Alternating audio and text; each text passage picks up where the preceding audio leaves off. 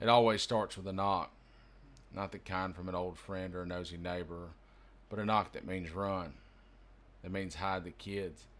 That means this country is not yours and never was, even if you mop its floors, pay its taxes, and pray for its mercy. That knock comes again in Los Angeles, but this time the door knocks back. The LA ice riots do not erupt from nowhere, they do not explode in a vacuum, they build, brick by brick, on the architecture of fear. They spark with rage, yes, but what burns is memory. Long memory, deep memory, generational memory. These riots are not chaos, they are a response to injustice, to militarized immigration agents tearing families apart in daylight, to a system that treats brown skin like a crime and citizenship like a bribe. Donald Trump sits behind the resolute desk and casts a long shadow. His voice echoes through the bones of American law enforcement, and his doctrine of fear fuels the machines of ICE. He oils the gears, swaps the slogans, keeps it humming. ICE remains ICE, armored, arrogant, and unaccountable. And in LA, people see it. When the raids hit this time, they don't just come for border crossers. They come for longtime neighbors, for parents walking their kids to school, for dishwashers on break, for gardeners buying groceries.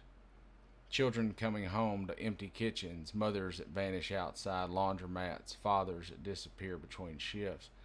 And the city says enough. Enough of liberal smiles and conservative shackles. Enough of promises made in English and betrayals signed in blood. Enough of a government that feeds on the bodies of immigrants while pretending to love their labor. What ignites next is not a riot, it's a reckoning.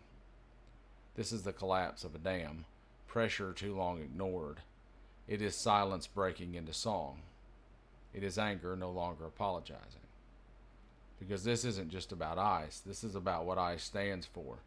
Fear as policy, punishment as deterrence, power without consent. The people in the streets do not riot because they want chaos. They rise because the system gives them no peace.